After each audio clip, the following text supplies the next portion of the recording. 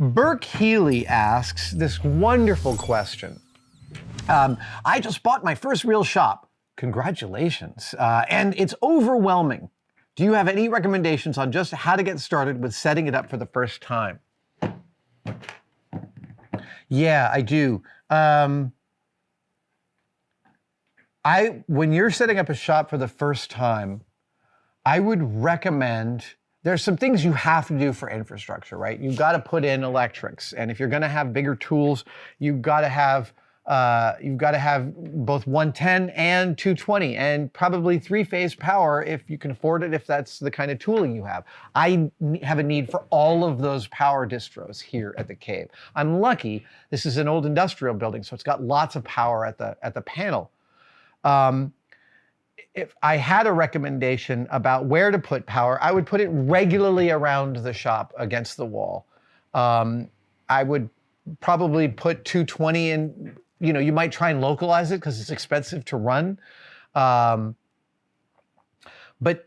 besides the power distribution and the lighting and things that are pretty straightforward like air, you're gonna wanna, I'm assuming, let's assume you're setting up a shop that's like mine. You're gonna need a place to put the compressor, and you're gonna wanna sound baffle the compressor, because listening to the compressor is just horrendous and awful, and no one should suffer it. But besides those main infrastructures, where there's a slop sink, where there's air, where there's lighting, where there's power, all the other choices are yours. Where the workbenches go, where the shelving goes, what areas are for what in the shop. And the thing that I want to advise is that you're not going to come to the final locations at all in the beginning. You're going to try stuff and it's not going to work, and some stuff is going to work. But at the beginning, it's going to be a real amorphous mass. And you may think, that's my painting area. And as soon as you try and paint there, for some reason, it doesn't work. Maybe it's too humid, or maybe the sun comes in at the wrong time of day. You might think, that's my metalworking area. And maybe it turns out to be, or maybe it turns out that there's some reason it can't be. So at the beginning, though, it's going to change a lot. And it's good to allow that change to occur. So I might start with your favorite workbench and put that in a place that feels nice to work, and then start building out from there, because most of your experience will be at that bench, right? Like, there's a reason I chose that spot for that bench. And then the way the rest of the shop supports you from that bench, and maybe you have several benches. Maybe you've got one jeweler's bench, one welder's bench, and a woodworker's bench. That's also feasible. But you'll want to be thinking about and paying attention to what it's like to work at each of those spaces. And it's, frankly, when you're in a flow state and something isn't going well, it's sometimes hard to be like, let me log this problem so I can solve it later on my list of infrastructure stuff to augment flow state. Sometimes you just have to get enraged by a bad shelf for years until you tackle it and fix it. But at the beginning, I let yourself enjoy a slightly amorphous shop. That's not to say don't put, that's not to say don't put shelving on the walls, but don't be overly attached to where stuff goes in terms of high effort installation. I might try and keep things like, everything's on wheels here. Part of the tour you'll see is that many of the tools are some of the tools are in brand new locations. And that's because they're on wheels. Mordem asks, I plan to add machining equipment to my small shop. How do you keep sawdust from getting into your mill and lathe in your shop? I've read it's not good for sawdust to get into machining equipment. Yeah. I get sawdust all over my machine tools. I blow them off a lot. I use shop air to blow them off a lot. I have an exhaust fan in the ceiling, and frankly, I do a lot of I'll blow it off and then I'll blow some current towards the exhaust fan so the dust kind of ends up over there. I wipe my machine tools down a lot. Sawdust is not nearly as damaging to your machine tools as if you're working with cast iron. Cast iron dust will ruin your life. Sawdust, I'm sure there are really specific reasons sawdust might be problematic, but as far as I can tell, it's pretty easy to wipe off and pretty easy to blow off with an air gun. I'm trying to see if there's anything there I haven't. It's also completely reasonable to make a cover for your lathe when you're not using it. I plan to do that for my sewing machine. Now gets to live out here in the main space. There she is, my Sailrite. I plan to make a small, I made a cover for this when I first built this. It never quite worked. And I now kind of understand why. So I'm gonna make a little sailcloth cover for this that just covers the sewing machine and allows me to have another horizontal surface to put crap on, because it is a universally accepted truth that a horizontal surface will soon be covered with crap.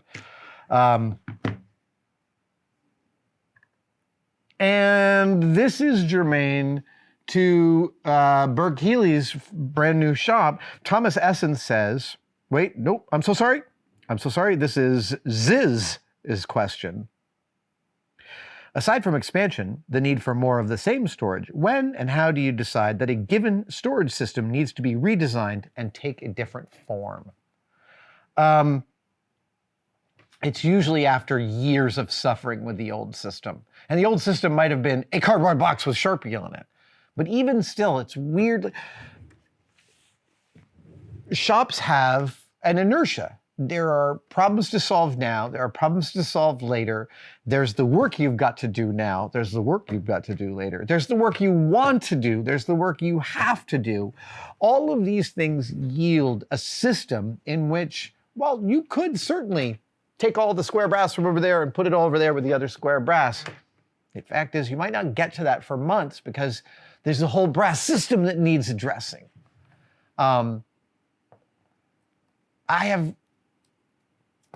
You know, when you finally get around to that household task and your wife graciously does not give you crap about the fact that it took you 8 months to get to the thing and 5 minutes to execute it. I try to go as easy on myself as my wife goes on me. So that when a shelf here in the cave is like crusty with cruft and crap and swarf, all these great F words, I try not to get, again, too like, oh, I wish I could get to that. It's an organic process, and it is a process, and I can only do the thing that my brain can do today, right now, here. And oftentimes for getting to fix a bit of infrastructure, I really have to think about it for a long time to understand what my problem is, why that problem is, and then how I might subvert what's going on and change it. Mostly Mobile Photography asks, how would you compare the organization in the shop versus your organization in the kitchen? Do both have the same philosophy, or are they different enough to warrant a different methodology? The kitchen, everything is stored in drawers and cabinets in the kitchen, but it is a very efficiently set up system. I should do a tour on Tested of my kitchen. I'm going to think about how much I feel like revealing of my personal life, and I will talk to my partner about it.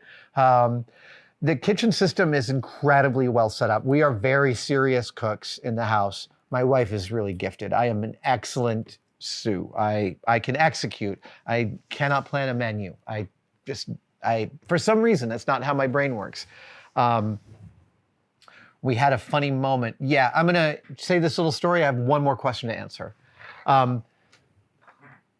Over Christmas, we moved a bunch of the kitchen stuff around. We have a battery for kitchen stuff in the basement, and we were moving stuff up and downstairs. And part of the question was, what about the baking stuff? Because my wife does a lot of baking, and there's a lot of baking stuff. And so she set out all the baking stuff, and it covered our kitchen island head to toe. And I walked in and saw this glorious sight. And she said, I have bad news. And I said, you don't want to get rid of any of this. And she was like, yes!